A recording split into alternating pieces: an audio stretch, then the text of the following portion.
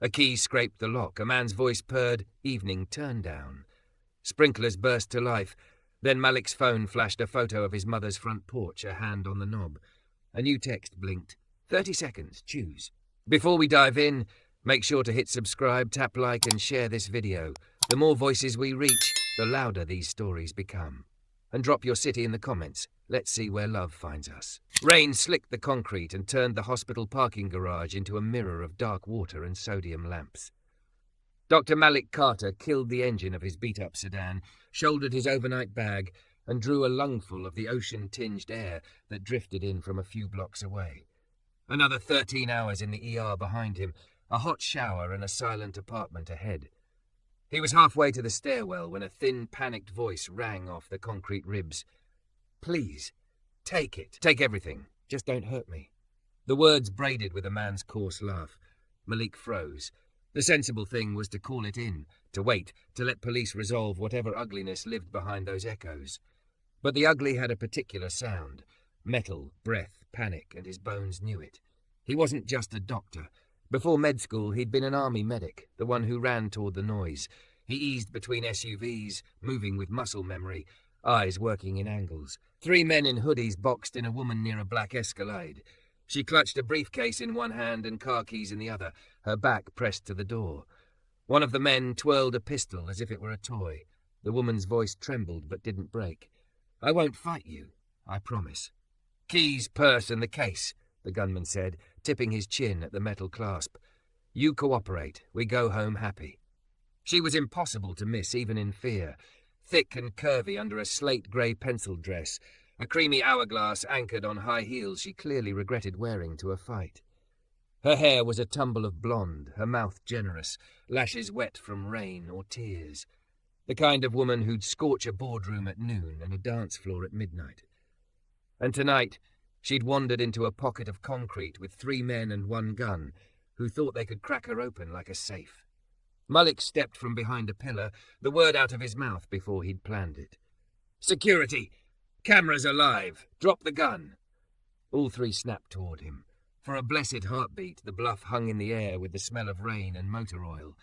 Then the gun swung back to the woman as she turned to stab her key fob at the Escalade. The beep echoed. The muzzle flashed. Malik didn't think. He moved. He threw his body into the bullet's small hurt, absolute path the way he'd once thrown himself into a blast radius for a stranger with a tourniquet bleeding out in the dust. Heat punched his shoulder. The world cracked white. He and the woman slammed into the door together. Pain bloomed like a red flower.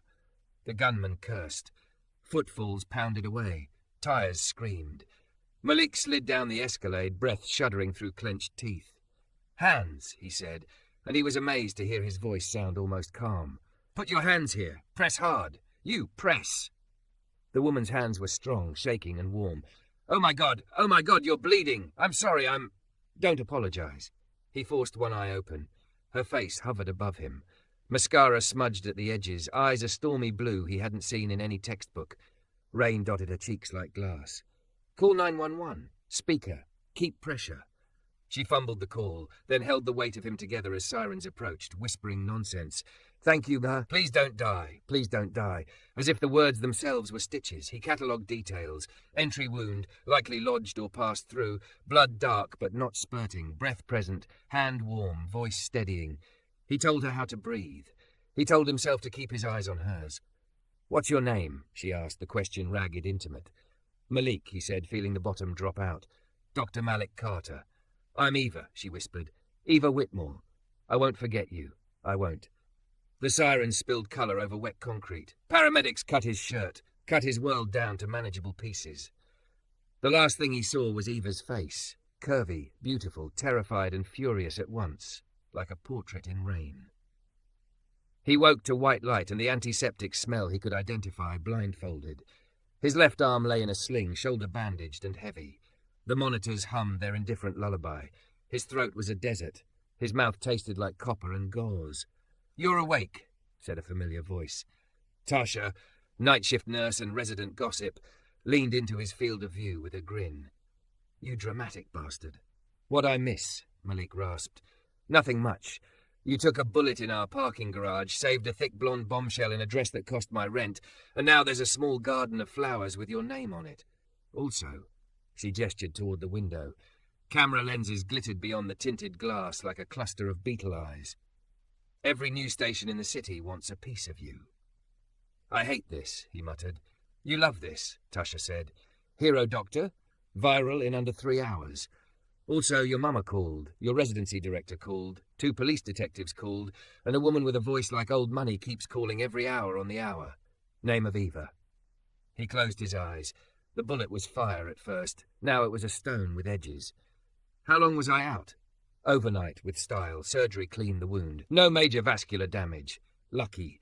The orthopedist says the scapula looks like it kissed a hammer, but didn't break." "Pain level?" 8 when you breathe wrong. They're keeping you comfortable. And Malik?" She softened. "You did good. She'd be toast without you." He turned his head toward the flowers, bouquets in severe black vases, a single blush pink peony in a gold cylinder with no card, sunflowers in brown paper with a child's scrawl. "Thank you for saving a lady." Good people and PR strategists had emptied a florist. "I need to give a statement," he said. "You need to not rip your stitches," Tasha said. "Detectives come later. Your choice whether you talk to any cameras," and her smile tilted. "There's someone asking very politely to see you." Before he could answer, the door clicked. The woman from the garage stepped in carrying light like a secret. Up close, the curves he'd registered through pain sharpened into detail. Hips that made a dress into an event, a small waist, breasts pressed against the architecture of that slate-grey fabric. Her legs were a study in calves and storm-coloured heels. Her hair fell in deliberate waves, and her mouth, good God, was designed to make men forget vocabulary. Thick, curvy, sexy. And yet what hit him hardest was not her body, but the force in her gaze. Gratitude bright as cut glass, fear banked behind it like fire, and something else he wasn't ready to name. "Dr. Carter," she said, voice threaded with smoke and steel. "May I?" He nodded, and she came to the bed like she had a right to approach storm centres. "How are you feeling?" she asked, and it wasn't a polite script. She wanted an answer that told the truth. "Like a truck hugged me," he said, "but upright." "I'm Eva Whitmore." She set a small arrangement, white orchids in a low bowl on his table. "I don't know what to bring the man who made the future possible by stepping in front of a bullet, but orchids felt inadequate and better than diamonds." "Orchids are less likely to get me fired," he said. A flicker of concern crossed her face. "Is that a risk? For saving a stranger?" "For leaving my shift area without clearance," he admitted. "Policy is a hungry animal. We'll see." "I'll handle your medical bills," she said immediately. "I have insurance. I work here."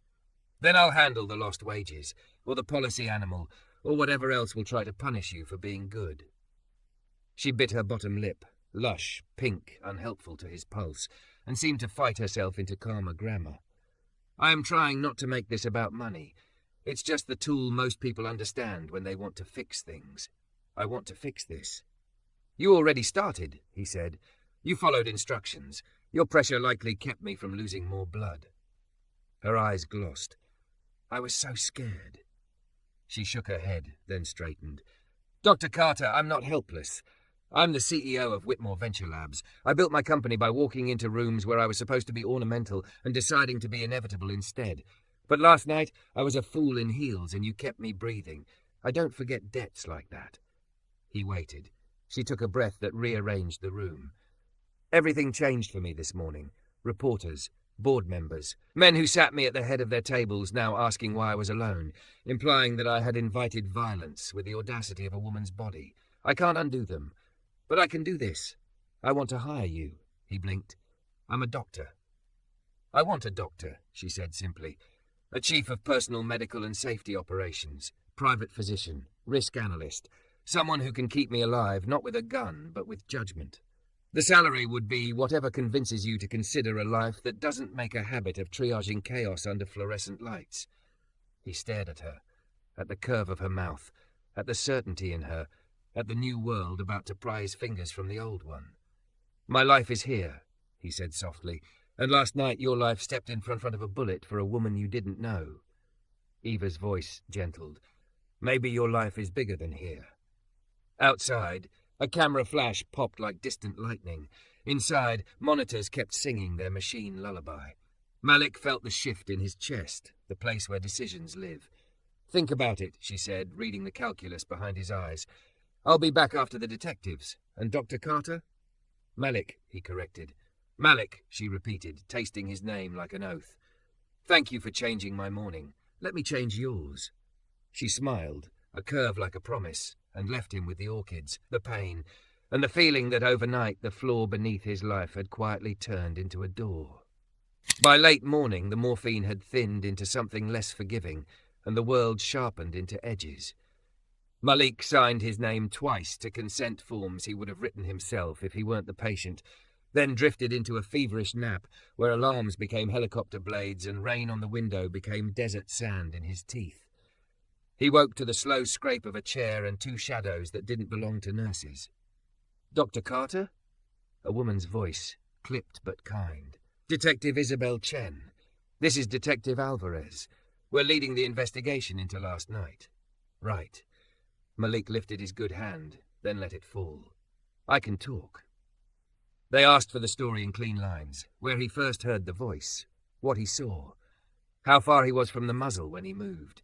He gave them details the way he would present a case to interns, angle of approach, hand dominance of the shooter, the way the closest man's left shoe squeaked like an old hinge, tires that screamed too long to be stock. He surprised himself with how calm it sounded, this narration of a body stepping into a bullet. "You're bluff about security," Chen said, flipping a page on her notebook. "You yelled that cameras were live." "They are," he said. "Level 3 and Level 5. Level 4, where we were, has been out for 3 weeks, procurement delays."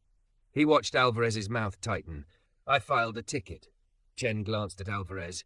"Evidence techs recovered a casing. 9mm, cheap brand. We'll run ballistics, but this looks like a smash-and-grab crew. Same MO as 2 other jobs downtown. We'll need Miss Whitmore for a formal statement." "She was shaken," Malik said, the word insufficient for the memory of her hands holding him together. "She's already scheduled," Chen said. "One more thing. The news has names now. Yours, hers. If anyone contacts you claiming to be law enforcement, verify through the switchboard. Don't meet anyone off the record." "Are you telling me I'm unsafe?" "I'm telling you notoriety is a currency some people like to spend." Chen closed her notebook. "Thank you for last night, Doctor. Most people call and hide." "Most people aren't trained to run toward it," Malik said, and Alvarez's eyes flickered with the quick recognition of someone who knew that posture from a different war. When they were gone, the room felt larger. Tasha slipped in with a cup that steamed like mercy and eyed him with a nurse's radar for trouble. "Detective's gone. Good. I have a delivery and a lecture." "What's first?" "The lecture." She planted herself at the foot of his bed. "Admin scheduled a friendly chat at 3. Words like liability and protocol will be used as if they mean righteousness. Wear your best yes-ma'am face. Don't sign anything you don't read." "And the delivery?" Tasha held up a phone. "Your mother? I told her you were fine. Then I told her to call when you weren't full of drugs." Malik managed a dry laugh that tugged at his stitches. "You are the boundary I did not know I needed. Say less." She put the phone in his good hand, softened. "Also, she's here." His heart did an odd, soft lurch.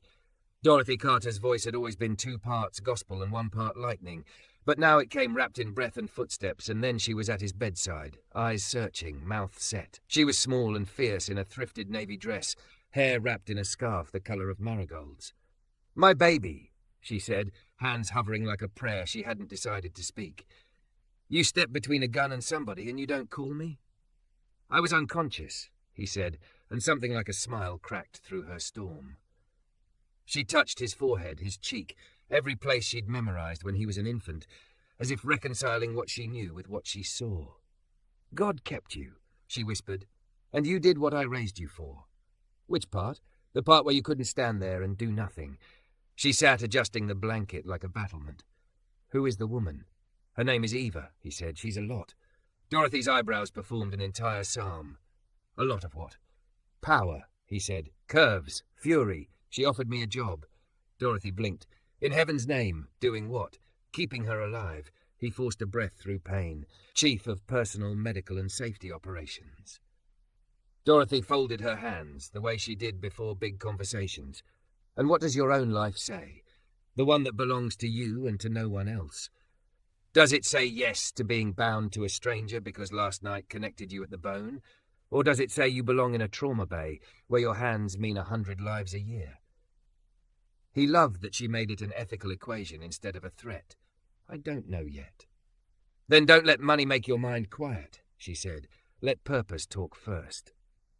She stood. I'll be back after your meeting. He slept. He didn't mean to, but the body chooses its mercies. He woke to orchids again, the ones Eva brought, that smelled like a memory he hadn't earned. The room was dim. Afternoon had turned the window into a rectangle of pale syrup. The door clicked, and Eva slid in wearing a cream sweater and jeans. Her heels traded for simple flats, curves still precise enough to make the sweater look designed for worship.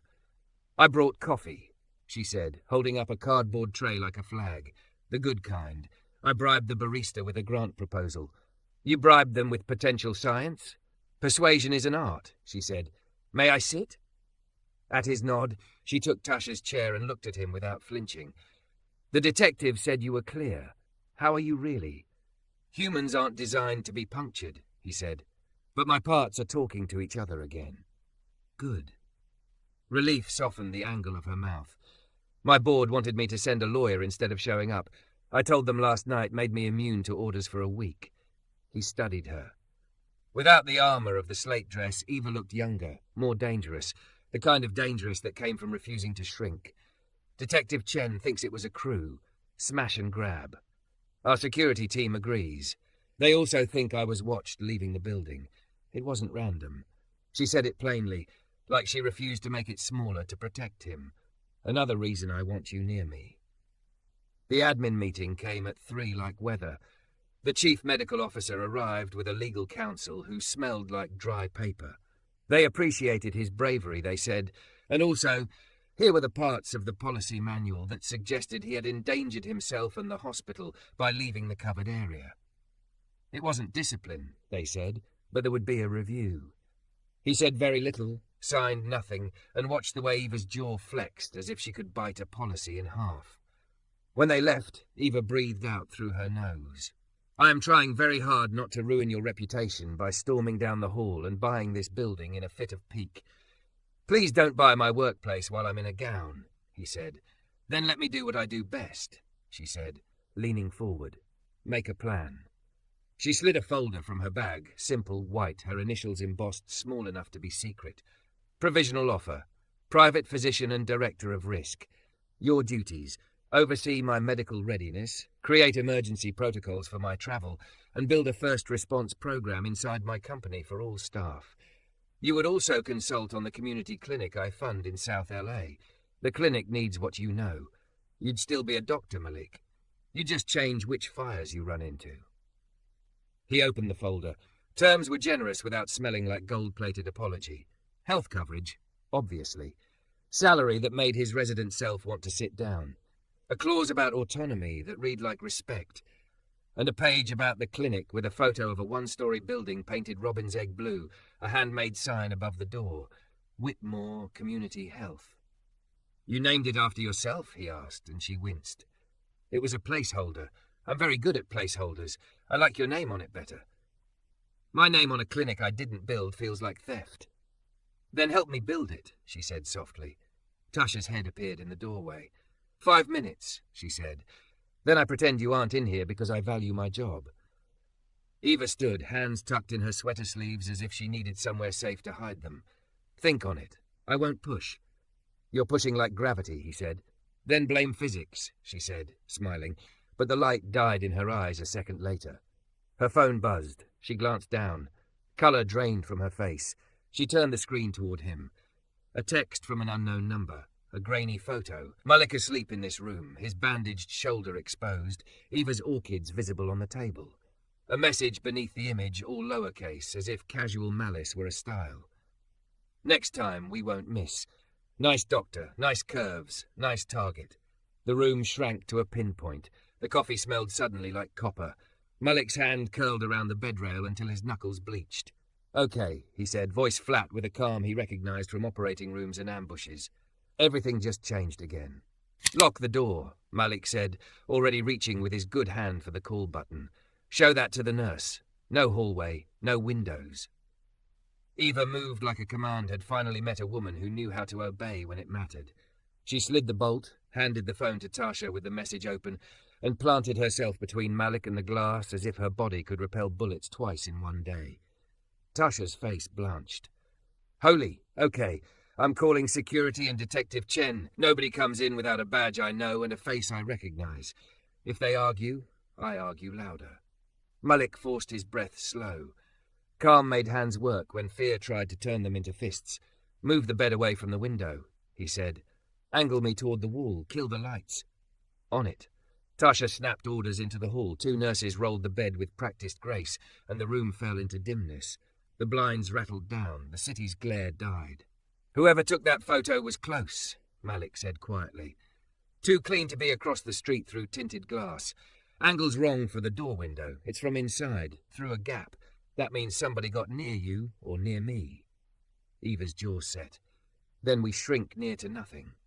Detective Chen arrived in a precinct wind of leather and coffee, Alvarez a quiet shadow at her shoulder. She studied the photo, then the room, then Malik like he was a puzzle missing one dangerous piece. Good instincts, she said. We're locking the floor, clearing visitors, and pulling staff rosters against the time this was taken. Security will do a sweep. You, she turned to Eva, stay off social media. Take your meetings by phone. Keep your schedule opaque. We're moving Dr. Carter to a secure room under an alias. What alias? Malik asked. Chen lifted an eyebrow. We usually go with something boring. John Smith. Make me Marvin Gaye, he said. If we're doing this, let me have one joke. Alvarez almost smiled. Mr. Gay, sir. They hustled him through service corridors that smelled like bleach and onions, a quilt over his head as if he were contraband. The new room had no exterior windows and a door thick enough to embarrass a bank. A guard posted outside with a paperback and a patient expression. Chen perched on a chair. You're a doctor, she said, but you're also army. You know the shape of this. It could be a crew showing off. It could be a target on Ms. Whitmore. It could be someone who likes fear. Until we know, act like you're interesting. I hate being interesting, he said. Me too, Chen said. Alvarez will sit on the parking garage tapes. And Dr. Carter, if you remember anything else about their shoes, their smell, the way they moved, call me at 3 a.m. and read it like poetry. When she left, the room exhaled.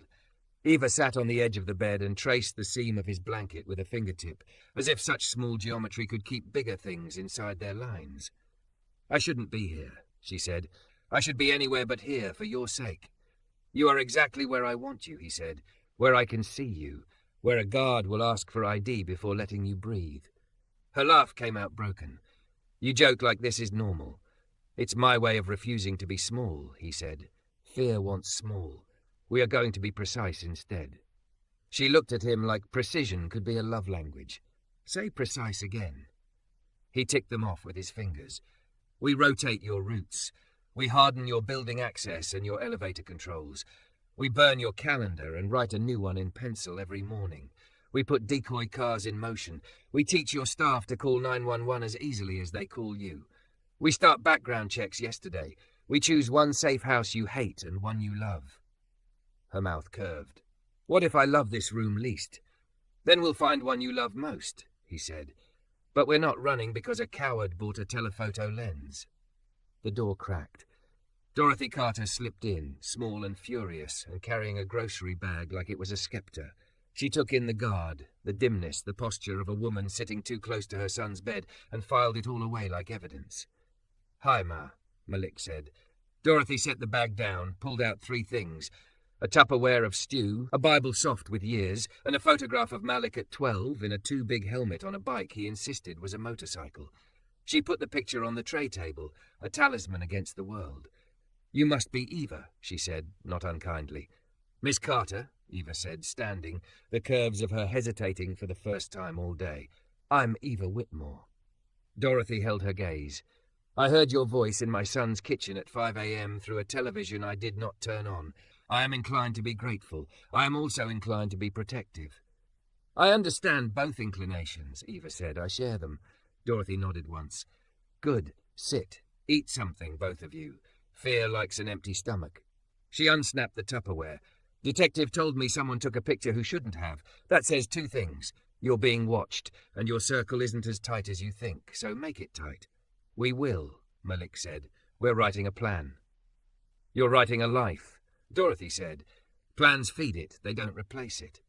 She reached for his hand and then for Eva's, folding both in her own. Lord, she said, voice low, keep foolishness far and wisdom close. And if love is going to enter the room anyway, make it brave and make it honest. No one spoke for a beat. Malik felt the prayer sit in the air like a brace under a beam. Eva didn't cry, but her mouth trembled like it wanted to. I need to Zoom with my board in an hour. Eva said after a moment, back in her voice the tone of a woman who moved money and people without lifting her hands. If I don't, speculation will chew me alive. Will you, she glanced at Malik, watch the call? If something feels wrong, cut it. He frowned. I'm on enough drugs to make jazz. But yes. They propped the laptop on a tray table. Names tiled the screen.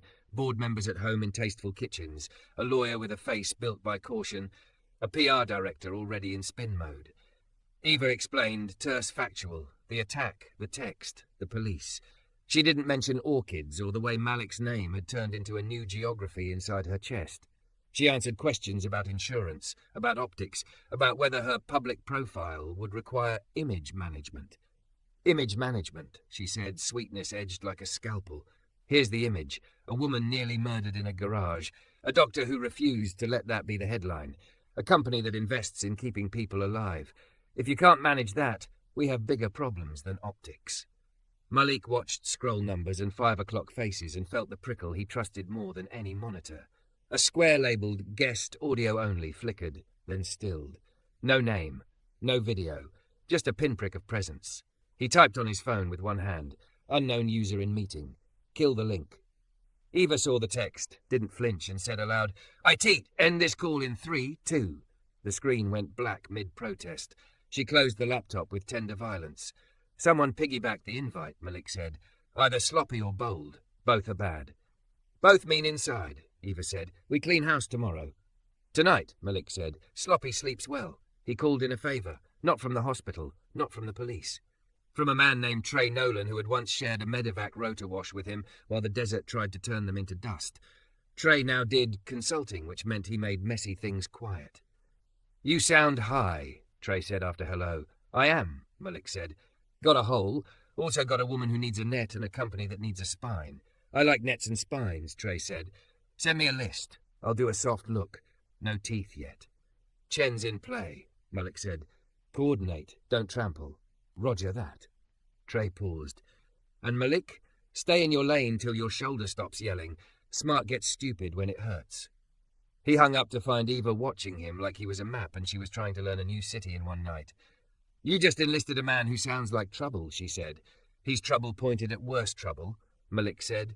It's an art. She exhaled. Move in with me. He stared. That's not a small sentence. It's not a romantic sentence, she said, and then, softer. Not only a romantic sentence, it's a safety sentence. The elevator in my building needs a biometric to breathe. My guards will know your face by dawn. You'll have a room that makes this one look cruel. And I will sleep for the first time since a gun flashed at me under concrete. I have a mother who will burn me alive if I vanish, he said. Dorothy rose. I will pack his clothes and meet you there, she said. A mother knows when her son belongs in a place that scares her. Just don't mistake survival for surrender. You are not going to build a golden cage. Eva nodded. I don't do cages. I do doors. They moved at dusk. Chen signed off on the transfer like a general, and 2 unmarked sedans swallowed them into a vein of traffic that pulsed toward the hills. Eva's building stood like a clean white refusal against the sky. The garage gate closed behind them with a clang that felt like punctuation. Inside, the air smelled of citrus and money. Security took Malik's photo, pressed silicone to fingertips, wrapped a bracelet around his wrist that would open the gym, the pool, the panic room. Eva's door unlocked to a home of glass and wood and art that didn't apologize for costing what it cost. The city spread beneath the windows in a carpet of light. On the kitchen island sat a new vase of white orchids he had not sent. Did you order those? Malik asked. No, Eva said. He stepped closer. Between petals, a crease of paper hid like a thorn. He tugged it free. A photo slid out onto the marble, Dorothy's bungalow, taken from a car across the street. In the corner, the same lowercase hand had written, "Nice house. Shame about the locks." Malik felt the world narrow to a thread. He handed the photo to Eva. Her knuckles went bloodless. Behind them, Dorothy's text landed on his phone. "Son, I'm at your place. Packing." The front door just rattled. Someone jiggled the handle and ran. He looked at Eva. The new morning had become a new war. He pulled his phone to his ear and said very calmly, to the only man he trusted with his mother's name, "Trey, go now." Trey didn't waste questions. "Address," he said, and Malik gave it, breath held between each number like it could keep his mother pinned to the floorboards. "Stay off the phone with her. If they're scraping metadata, don't give them a breadcrumb trail. I'll call from a clean line when she's in my hands." The call dropped. Malik texted his mother 3 words, "Go to Ruth," and then powered down. Dorothy would understand. Ruth Ellison had been their neighbor since Malik's first skinned knee. He pictured the shotgun by Ruth's pantry and let that memory be a bridge over the panic. Eva didn't ask if Trey would make it. She looked at the photo of the bungalow, folded it in half like she could reduce the threat by changing its geometry, and slid it under a cutting board as if even paper had to earn a place in her kitchen. "Come with me," she said. 5 minutes. No debate. She led him down a hallway to a steel door masked as art. A panel read Eva's thumbprint, then Malik's bandaged hand, and opened onto a room that was all wrong angles and right intentions. No windows. Independent power. A wall of screens asleep behind black glass, a filtered air grate humming with its own heartbeat. "Panic room," she said. "I call it the Mercy." "You call a lot of dangerous things by better names," he said, sinking onto a low leather bench the colour of good coffee. "It helps me live in them," she said simply. She crouched to eye level. "I need to ask you something insane.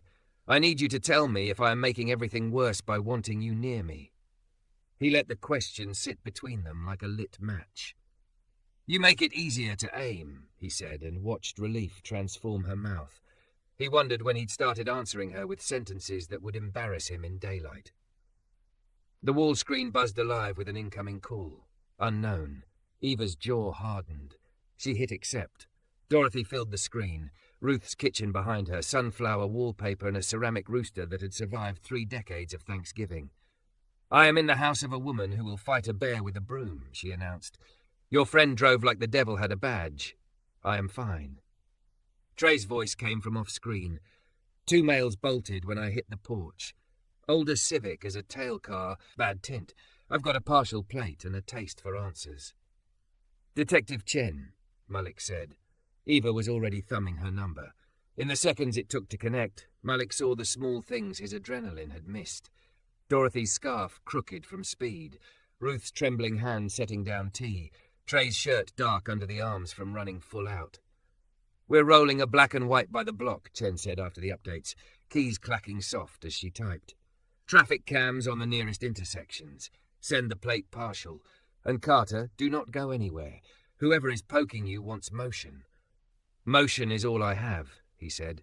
"Then make it deliberate," Chen replied, and hung up as if blessing and warning were the same word.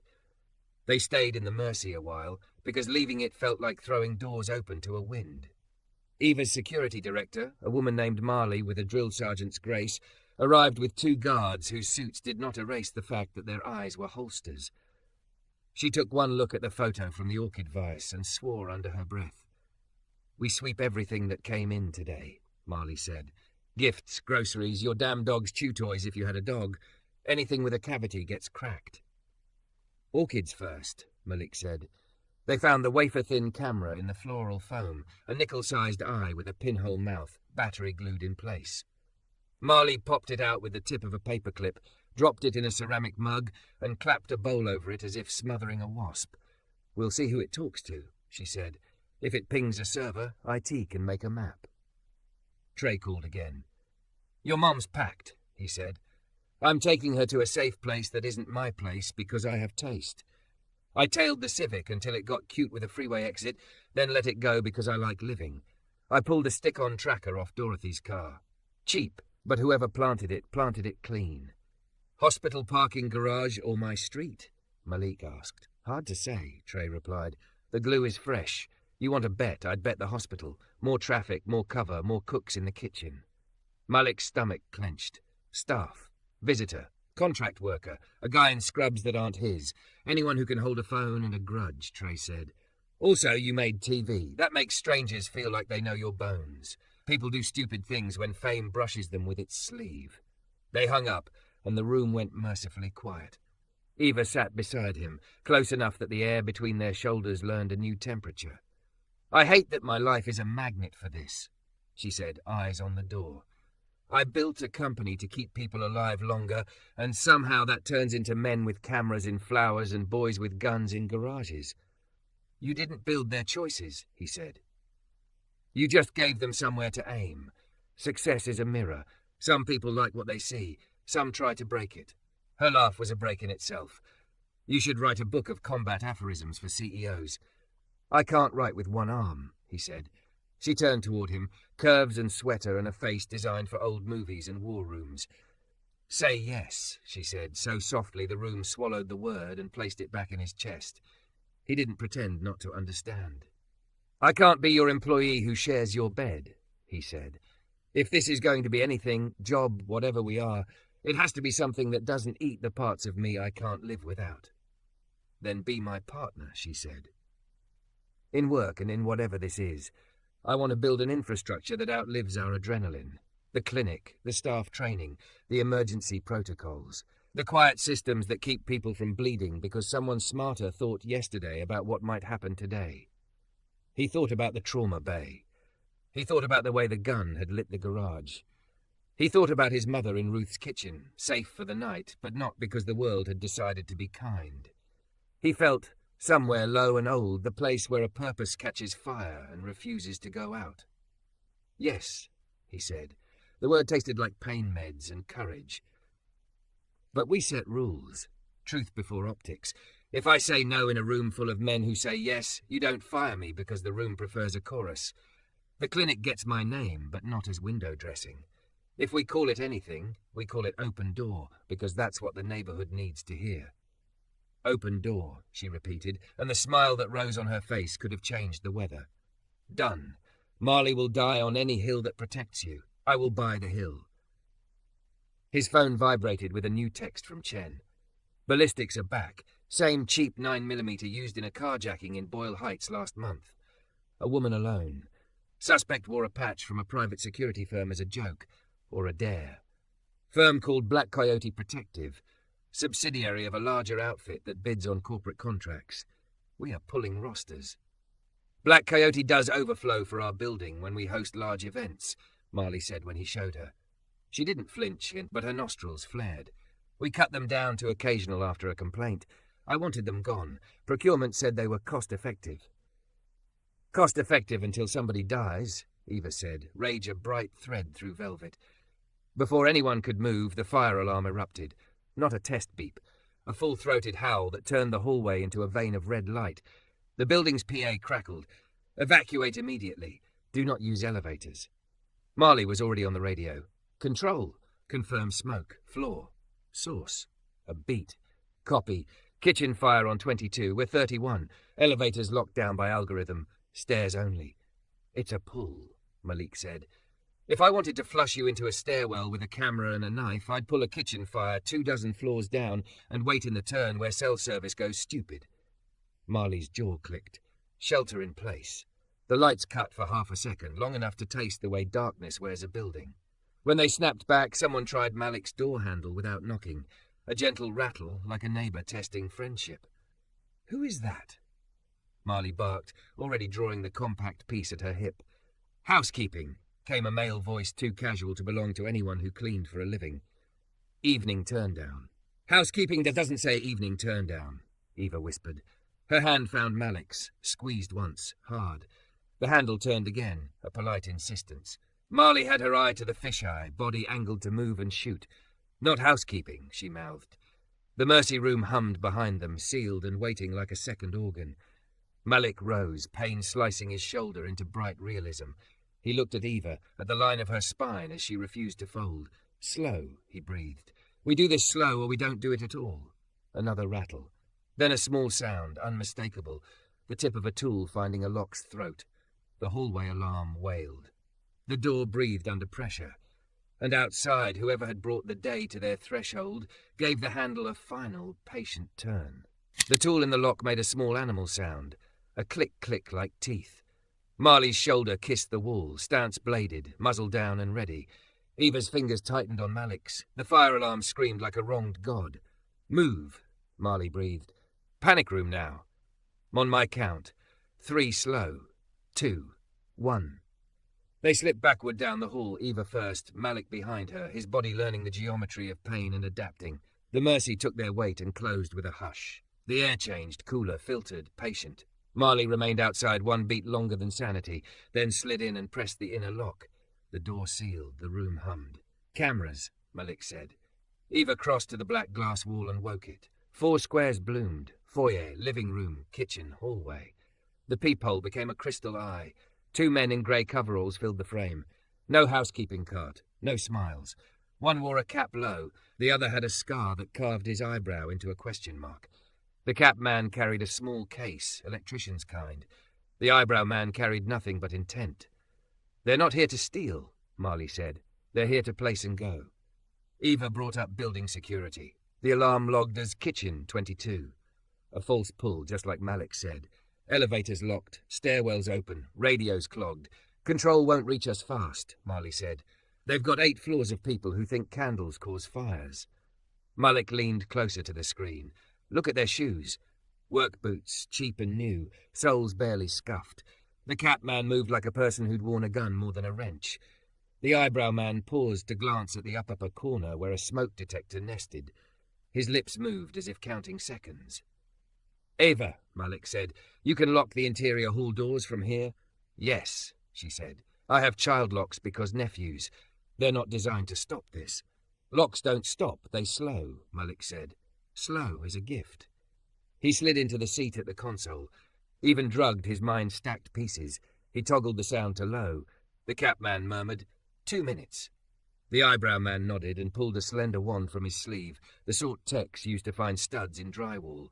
He ran it along baseboards like he was mapping the apartment's veins. "Planting cams, mics, maybe a relay," Marley said. "Whoever's running them wants eyes in the walls." "Make them work for it," Malik said. He dimmed the living room lights to shadow, then brightened them in the kitchen to glare. He flipped the TV on to a loop of a basketball game with the sound off. He opened the hall closet from the console. The sensor chirped in the apartment like a throat clearing. Eyebrow's head snapped. He moved toward the sound. Capman crossed to the study, case in hand. "You're going to trap them," Eva whispered. "I'm going to make them choose wrong," he said. He waited until both men had passed the foyer. Then he hit foyer lock. A steel tongue slid into the jamb behind them with a soft, triumphant click. Eyebrow froze. He tried the door and found it wouldn't give. He didn't panic. He signaled with 2 fingers, square movement like a man trained badly by a better man.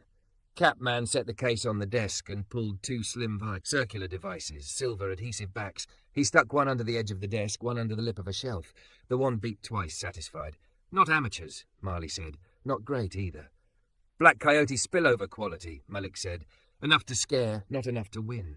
Eva's phone vibrated on the bench. She glanced down. "Chen, unit's 5 minutes out. Stay in. Do you have eyes?" Malik replied with a thumb. Eyes. 2 inside, trapped foyer, placing toys. He added the weird pride that came when a plan started to knit. "Also, I locked them in my expensive rug." Capman moved to the hall. Eyebrow moved toward the bedroom. Malik hit hall lock. Another soft thunk. Eyebrow looked up at the ceiling as if ceilings might be reasonable. He put his ear to the bedroom door and listened for people who weren't there. "Let them open it," Marley said. "Empty bed makes a different kind of message." Eyebrow slid a pick set from his pocket with the tidy motion of a man who fixed locks he broke. The knob turned. The door swung to reveal artful pillows and the suggestion of sleep. He took 1 step in and Marley hit bedroom shades.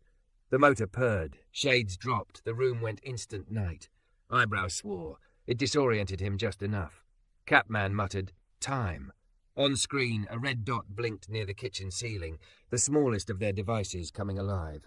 Marley leaned to the mic that connected to the apartment speakers and said, voice modulated to anonymous. You have 30 seconds to lie face down with your hands behind your head. Police are on your floor.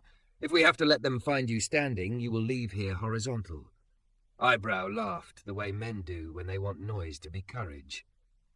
Capman's hand went to his waistband and came away empty. Good.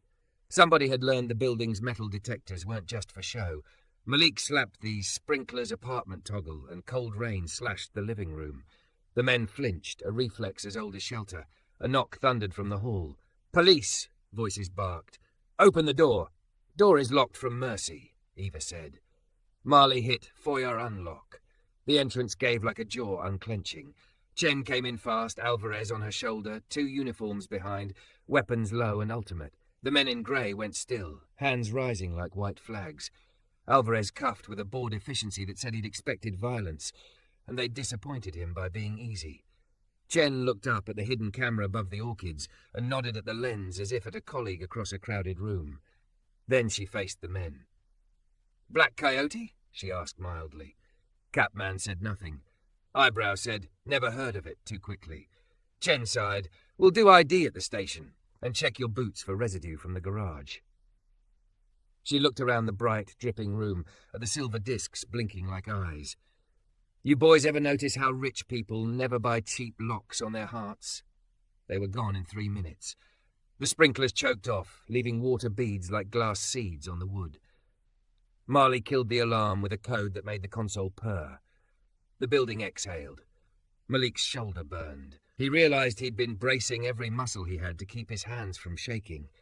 Eva turned from the screen and crossed to him, all curves and rain and unfallen tears. You were right about the pool, she said. You were right about the room, he said. Mercy fits. She laughed, then covered her face with her hands and let one soft sob escape, the kind that isn't grief so much as the pressure valve admitting steam before the metal buckles. He touched her wrists, pulled her hands away, and she let him. I can't do this without you, she said. The words were not grand, they were fact. Not the company, not the clinic, not this new sport of surviving while pretty invisible. You won't have to, he said, but we do it on terms that keep us human. Name them. He did. We establish Open Door as a separate foundation. You and I are co-founders. My employment with Whitmore Labs is a contract for Chief of Medical and Safety. Sunset clause at 2 years, renewable only if purpose still talks louder than money. Marley reports to us both on safety matters. She cannot be overruled by optics. We publish a protocol anyone can steal, how to be small targets in big lives, and we make a rule in this house that fear does not pick the furniture. Eva's smile spread slow, like a wave deciding the shore was worthy. Done, she said. All of it. His phone buzzed. A photo from Trey, Dorothy asleep on a couch, Ruth's quilt over her, the ceramic rooster keeping watch from the counter. Beneath it, Trey had typed, Your mother snores like a small trumpet. She is safe. Malik's throat tightened. He sent back 3 words, Thank you, brother. Chen texted a beat later. Names on your visitors, Riley Ames and Victor Cole. Both moonlighted for Black Coyote.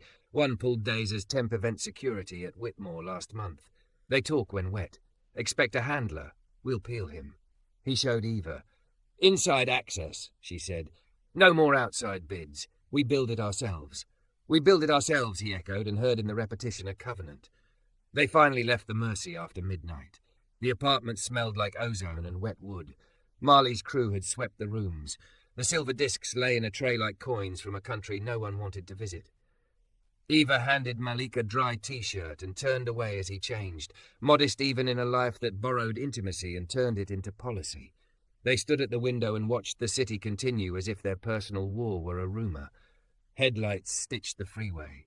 A helicopter blinked red, a comic above a tragedy. Somewhere, Chen rode in a car with 2 men who had just learned the difference between bravado and prison. Remember this morning? Eva said, voice low. When I walked into your hospital room and thought I could fix everything with orchids and a proposal? Everything did change, he said. Just not the way we thought. He took her hand. It fit. The simple miracle of 2 bodies deciding to be brave in the same direction. He raised her knuckles to his mouth and kissed them, not as promise but as present tense. What are you smiling at? She asked. The sign, he said. What sign? The one I can see in my head, he said. The clinic. The paint is still wet. The neighbourhood kids have left fingerprints in the corner, and somebody's grandmother is arguing with me about my waiting room chairs because they're too low. Above the door is a name. Open door. And for once, something we dreamt on a bad night is true in daylight. She leaned her head on his shoulder, carefully around the bandage. Open door, she repeated, tasting it like hope. He let the quiet hold them. Somewhere in a different part of the city, Dorothy rolled over and dreamed of her boy at 12, helmet too big, knees scabbed, laughing at the sky. Somewhere in a precinct, a handler's phone lit up with messages that would end with a search warrant. Somewhere in a boardroom calendar, a meeting tomorrow shifted from damage control to systems design. Around 3 a.m., Malik dozed against the glass and woke to Eva's soft, even breath. He watched her sleep in the reflection, curves outlined by city light, a woman who frightened men because she negotiated with the future and usually won. He felt the ache in his shoulder, the ache in his chest, and knew which was pain and which was purpose. At first light, the city turned gold. He made coffee like a ritual. She joined him in bare feet and a sweater too big, hair a halo of disobedient curls. They drank and watched the sun change the angles of everything. New morning, she said. Everything changed, he said. Again, she said. Again. He agreed. And this time it felt like a decision.